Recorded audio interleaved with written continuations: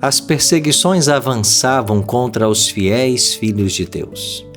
De acordo com o livro do Apocalipse, elas deveriam durar por 1260 anos. Aproximando-se, porém, o fim desse período, Deus atuou em uma nação da Europa para dar fim ao poder dos papas. Esta nação foi a França.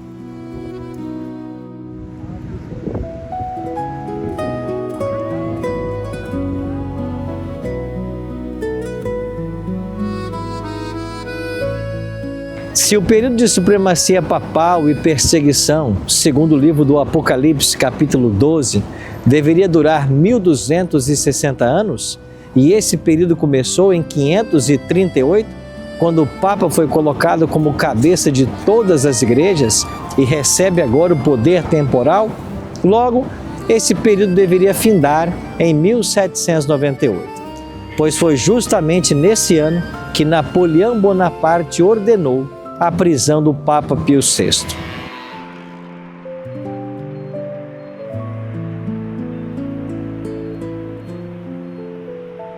Napoleão Bonaparte faleceu em maio de 1821 e 19 anos depois, em dezembro de 1840, o seu corpo veio aqui para Paris.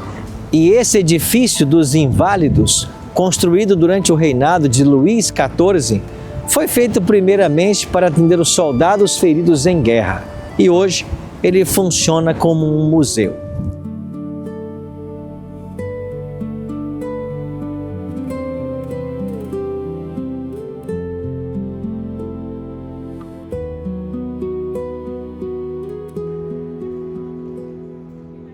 Em fevereiro de 1798, Napoleão Bonaparte ordenou que seu general, Berthier e Servane, prendessem o Papa Pio VI na Capela Sistina, no exato momento em que estava terminando o grande período de supremacia papal que havia durado 1260 anos.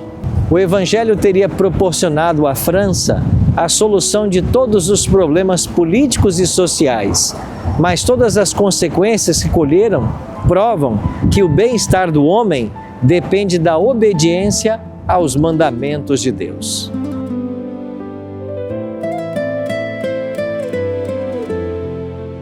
O período de supremacia papal terminou em 1798, dia 15 de fevereiro, quando o Papa Pio VI foi preso, por ordem de Napoleão Bonaparte, que aqui está sepultado. Este homem é um homem que faz parte da profecia. Esta é a ferida mortal da qual fala a Bíblia que aconteceria a uma das cabeças da besta que emerge do mar.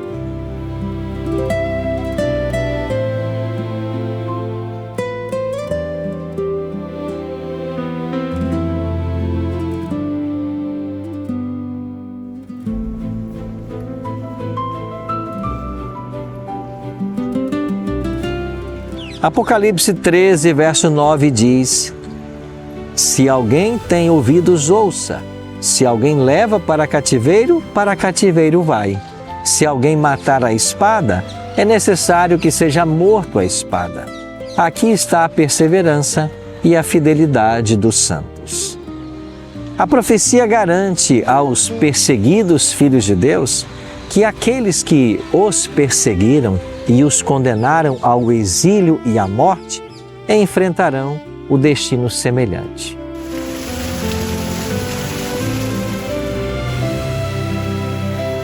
A captura e o exílio do Papa Pio VI, preso em 1798, pode ser considerado um cumprimento parcial desta profecia. Depois de usar a espada, a besta, por fim, perecerá pela espada da justiça divina. Jesus declarou que todos os que lançam mão da espada, a espada também perecerão.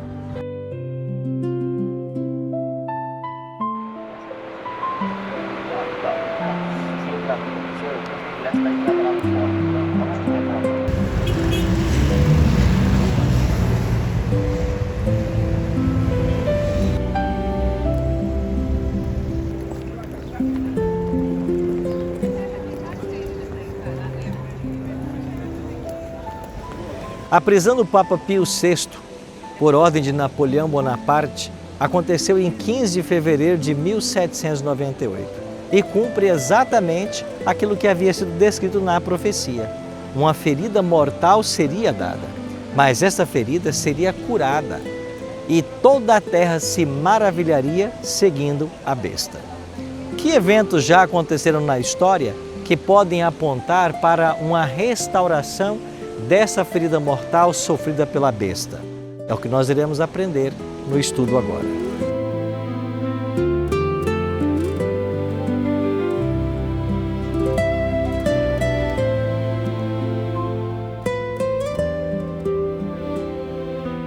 Um evento significativo ocorreu em 1929, quando o Tratado de Latrão restaurou o poder temporal do Papa, que recebeu domínio sobre a cidade do Vaticano, parte de Roma, com cerca de 40 hectares de extensão de terra. Todavia, o profeta previu uma restauração muito maior. Ele viu a ferida completamente curada, como a expressão grega indica. Após a cura, ele viu que os habitantes da terra adoravam a besta. Um acontecimento ainda no futuro.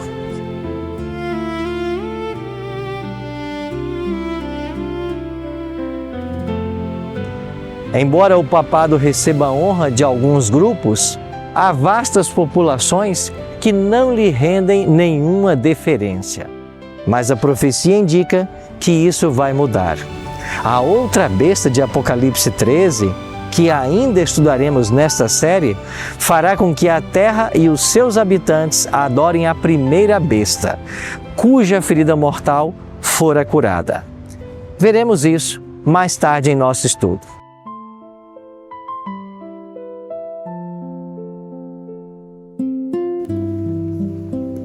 O Palácio de Latrão é um antigo palácio do Império Romano e, mais tarde, a principal residência papal no sudeste de Roma. Localizado aqui na Praça de São João de Latrão, no Monte Célio ou Seuli, o palácio fica ao lado da Arquibasílica de São João de Latrão, a Catedral da Igreja de Roma. A partir do IV século, o palácio foi a residência principal dos papas e continuou assim por cerca de 1000 anos, até que a residência apostólica finalmente mudou-se para o Vaticano. O palácio agora é usado pelo Museu Histórico do Vaticano, que ilustra a história dos estados pontifícios.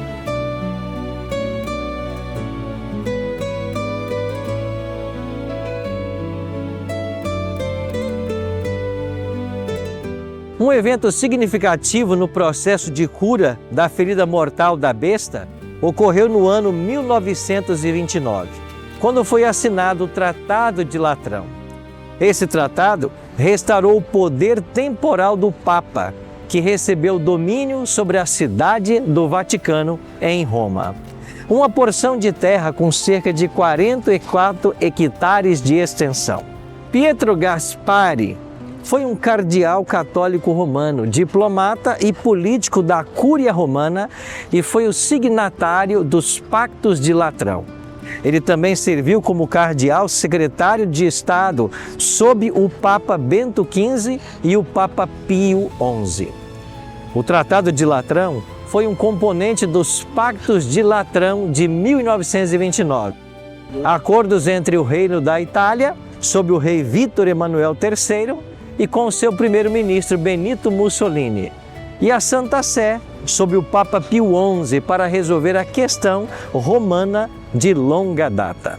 O Tratado de Latrão pôs fim ao conflito de 60 anos entre o Vaticano e o Reino da Itália.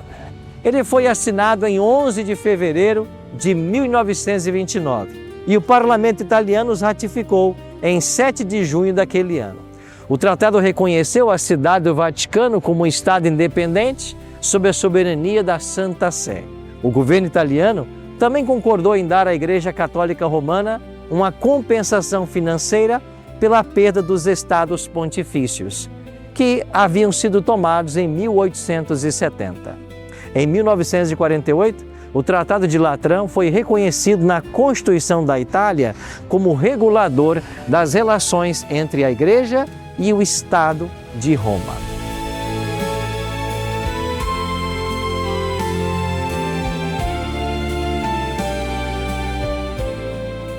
Em Apocalipse 13, verso 4, nós lemos: E adoraram o dragão porque deu a sua autoridade à besta. Também adoraram a besta, dizendo: Quem é semelhante à besta?